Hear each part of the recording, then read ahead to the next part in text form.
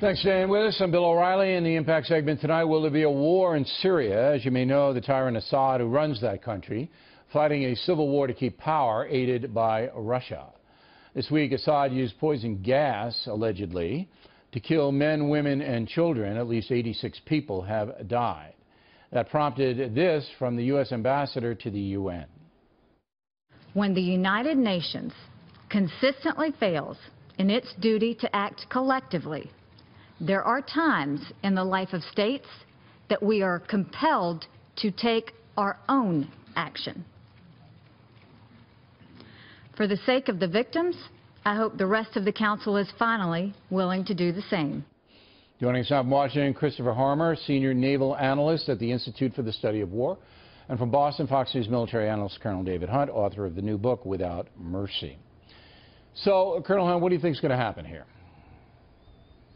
What I think is going to happen is the Secretary of Defense is going to meet this weekend, talk to the President, and ask or tell him that there's two options, a strategic or a tactical. What I mean is, one is wipe the entire Air Force off the map of Assad's air, if we are sure that Assad did this, or a smaller tactical strike in which you just take out airfields or a couple of planes.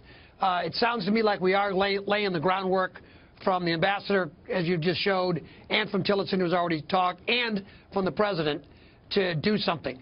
The issue is going to be, though, we've got U.S. forces already on the ground.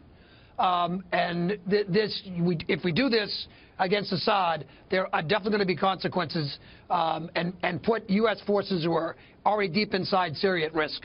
There's about 1,000 U.S. troops, I understand, there. But when you say they're going to put them at risk, how? I mean, the bombs aren't going to fall on them. I mean, they're going to be targeted at the Air Force, which isn't that big, by the way. I estimate it would take 1 day for U.S. forces to knock out the Syrian Air Force, right? Okay. The U.S. forces on the ground, that has been coordinated with Assad's forces and the Russians. We just didn't pop in with Rangers, 82nd Airborne, and Marines. That's coordinated. If we bomb Assad for this reason, and by the way, he's been killing his own kids for years. Right. But if we do this, the U.S. forces lose that coordination effort, and it puts them in danger. They're already in the middle of 6 countries that are at war in the middle of Syria. It's a very dangerous place to begin with. This will heighten it, and that's got to be a consideration. All right, Mr. Harmer, do you see it that way? No, not at all. I don't see any heightened risk to U.S. forces already in theater. They're already in country. They're already fighting. The people that they are fighting against are overwhelmingly ISIS and al-Qaeda. ISIS and al-Qaeda are not the targets of this potential strike. The targets of this potential strike are the ability of the Assad regime to deliver chemical weapons, specifically his Air Force. So I think in a relatively short period of time, 1 night, maybe 2, we could destroy the entirety of the Syrian Air Force. Prior to the war, they were fairly big, fairly capable. After 6 years of civil war, the Syrian Air Force has been attrited fairly significantly. I just don't think this is this heavy of a lift. Now, coming from a Marine Corps infantry background, I'm certainly sympathetic to the men on the ground. I don't want to place them at any further risk. I don't see that a strike against the Syrian Air Force places U.S. forces already in country. Colonel Hunt's point is this, that if Assad is allowing transit, for example, of U.S. forces from Iraq into his country, not impeding that's the deal, okay, that he wouldn't do that anymore, and that it would be more difficult, that his troops might even open fire on our troops if they found them. So certainly Assad's not going to be happy that the U.S. is bombing his airfield, so conceivably that could happen, not? Yeah, certainly anything's conceivable. I can't imagine, however, that Bashar Assad, with an extraordinarily small and shrinking army that's suffering severely from both attrition and defections, is going to escalate against the United States of America. Well, it's a gamble now. Now, if their military action does launch, Colonel Hunt, Russian planes are there too, right? Aren't Russian planes there?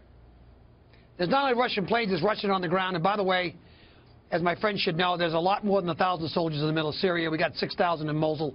The point I'm trying to make is it's already bad enough where there are 6 different armies and 10 terrorist organizations in the middle of this. And it's tenuous for the U.S. soldiers at point. And bombs, although these can be surgical, can be rather indiscriminate. And again, how about we kill a couple of Russians or hit a Russian aircraft? So you'd have to let Russia know ahead of time what was going to happen. Exactly. But if they don't do anything, Colonel know. Hunt, if President Trump doesn't do anything, he becomes like President Obama. They let the gas go. Assad has a history of it. He had he said he destroyed his cache of outlawed gas weapons. That's not true. All Israeli intel and U.S. intel know that. So if we let it go, then Trump looks weak. He looks like Obama, no? Now, I understand how the politics of this could work. I'm also not convinced that this is Assad. Why would he do this? This sounds to me more like rebels. This stuff was done in Sarajevo. However, if this turns out to be them, understand that we're changing the nature of the game, and that is unpredictable. Again, Turkey's got two armies in there and everybody else. I don't think you can stand by. You got to consider it. Yeah, I don't think you can stand by and do nothing. I don't know if bombing is the right thing to do, but I think you have to do something.